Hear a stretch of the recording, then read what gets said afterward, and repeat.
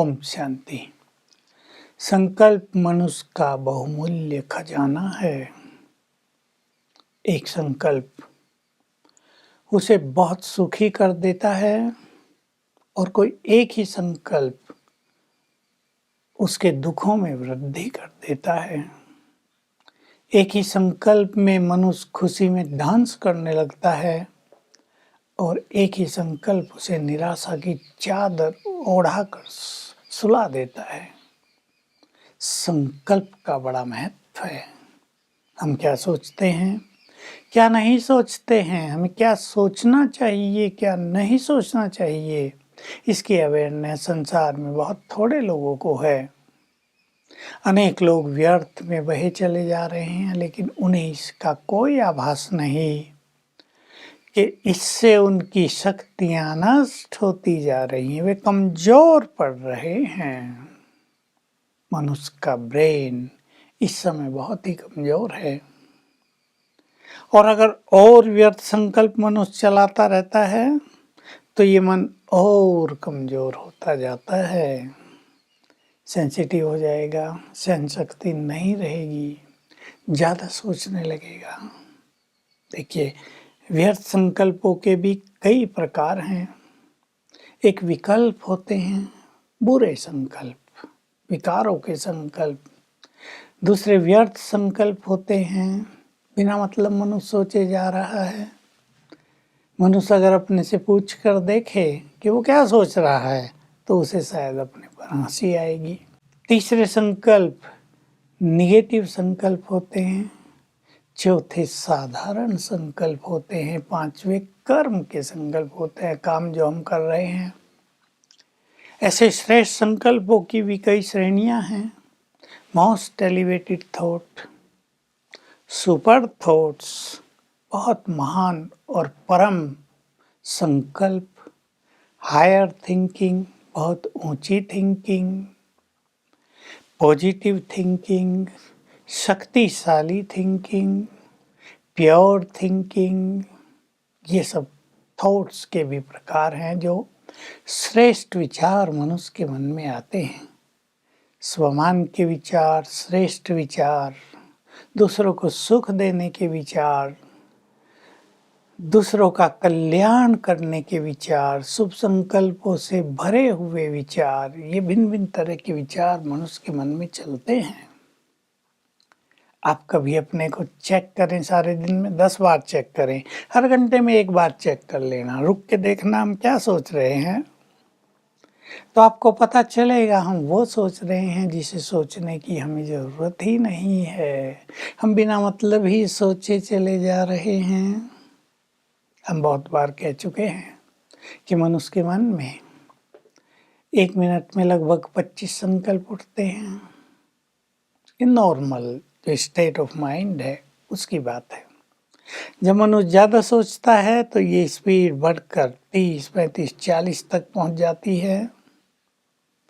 योगी जन, ज्ञानी जन इसे घटा देते हैं, 20-15 तक ले आते हैं और जो महायोगी हैं वो इसे 5 से कम ले आते हैं 1 मिनट में। और फिर कुछ लंबा समय 2-4 संकल्पों में ही स्थित होकर बैठ जाते हैं। उससे मन बहुत पावरफुल हो जाता है। तो हम आज विचार करेंगे, हम अपने संकल्पों की अनमोल निधि को ऐसे ही तो नहीं गंवा रहे। खजाना है ये हमारा। मनुष्य को कोई चिंता लग जाए, देखिए शरीर भी सूखने लगता है। लोग देख के ही कहते हैं क्या चिंता लग गई है भाई तुझे। चिंता चिता के समान है, ये कहावत है।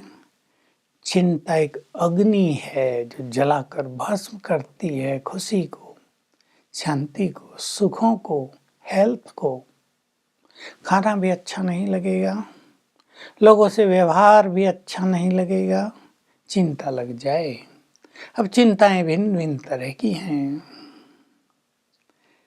आपको कोई बीमारी हो गई है, ऐसी बीमारी जो आजकल लाइलाज तो नहीं लेकिन बहुत सीरियस, पेनफुल, जिससे बहुतों की मृत्यु होती है। आपको बीमारी लग गई, अब आपको चिंता भी साथ लग गई, मैं ठीक हो पाऊंगा या नहीं, मैं ठीक से जी पाऊंगी या नहीं, मेरे बच्चों का क्या हाल होगा, चिंता लग गई है। और इन संकल्पों से जुड़े हुए हजारों संकल्प मन में उठने लगे।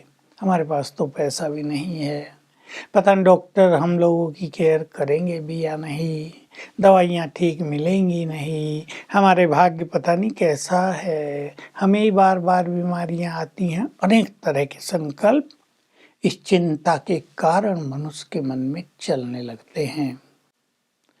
खुशी नष्ट हो जाती है, जबकि हमने बहुतों पर प्रयोग कराए कि अगर हम अपनी खुशी को कायम रखते हैं तो बीमारियां जल्दी ठीक हो जाती हैं। खुश रहने से हमारे जो भिन्न भिन्न ग्लैंड हैं उनसे जो सिक्रेशन होता है, रसाव होता है, वो बहुत अच्छे केमिकल्स का होगा जो हेल्दी कर देंगे आपको। हार्मोन्स बहुत हेल्दी पैदा होंगे, बहुत कुछ ठीक होने लगेगा। चिंता किसी को लग जाती है अपने बच्चों की, आपने एक बच्चे को बहुत प्यार किया है, प्यार से पालना की है, बच्चे को इंजीनियर बनाने के आपके स्वप्न थे, लेकिन 3rd ईयर में पहुंचते ही वो डिप्रेशन का शिकार हो जाता है, आपको उसे घर लाना पड़ता है। चिंता पूरे परिवार को घेर लेती है, उसके लिए आपने लोन लिया होगा, न जाने क्या क्या किया होगा। एक बच्चा है 3rd ईयर में पहुंचते ही बुरे संग में चला जाता है, पढ़ाई लिखाई सब छूट जाती है, घर बुला लिया जाता है उसको, बुरी आदतें भी लग जाती हैं, माँ बाप परिवार बहुत चिंतित हो उठता है अब इसका क्या होगा। ऐसी अनेक हजारों चिंताएं हैं संसार में। किसी को अपने भविष्य की चिंता होती है, नौकरियां अच्छी नहीं मिलती हैं, इनकी चर्चा हम करते रहेंगे, लेकिन हमें ये ध्यान देना है कि चिंता करने से तो बात बनेगी नहीं, उपाय ढूंढना है, समाधान ढूंढना है। मैं जो 2 उदाहरण इंजीनियर्स के दिए, मेरे पास लाए ऐसे ही दोनों युवकों को, मैंने उनसे बात की। अब उन्हें घर में रह के उनका विवेक थोड़ा जागृत हो गया था, आंखें खुल गई थी कि ये हमने क्या कर लिया, हम बुरे संग में चले गए, हमारा भविष्य तो सारा बेकार हो गया। अब मार्क्स ही कमाएंगे तो अच्छी नौकरी कहाँ मिलेगी, प्राइवेट छोटी मोटी नौकरी करनी पड़ेगी, उससे कुछ नहीं मिलेगा। जागृति आई, हमने भी उनसे बात की, कुछ अच्छी बातें सुनाई, जीवन पटरी पर आ गया। तो हमेशा समाधान ढूंढ लें। कई माँ बाप क्या करेंगे, ऐसे बच्चों को घर में ला के बहुत डांट डपट करेंगे, मारपीट करेंगे, तुमने हमें बदनाम करा दिया, हमारा पैसा व्यर्थ गंवा दिया, तुम नालायक हो, कपूत हो। उसकी मनोस्थिति बिगड़ गई और इनकी बिगड़ गई और घर में एक नेगेटिव माहौल हो गया। इससे बचेंगे। चिंताओं को पैदा करने वाली बातें तो हजारों हैं, कोई कमी नहीं आजकल, लेकिन हम ईश्वरीय ज्ञान लेकर श्रेष्ठ चिंतन के द्वारा उन चिंताओं से स्वयं को मुक्त कर सकते हैं। ऐसा नहीं है कि चिंताओं से मुक्त होने का कोई इलाज हमारे पास है ही नहीं, है, लेकिन हमें जलना नहीं है, परेशान नहीं होना है। ईश्वरीय ज्ञान इसी चीज में हमें बहुत मदद करता है। ज्ञान की बहुत सुंदर सुंदर बातें हमें निश्चिंत करने लगती हैं। इसमें जिन 2 चीज़ों की चर्चाएं हम आज थोड़ी सी कर रहे हैं और करते रहेंगे, चिंताएं प्रभु अर्पण कर दो, उसके हाथ में दे दो, वो संभालेगा, तुम संभालो। अब दूसरा, ये जो विश्व ड्रामा का हमें बहुत ज्ञान मिला है, इसका प्रयोग करके अपने को निश्चिंत करें।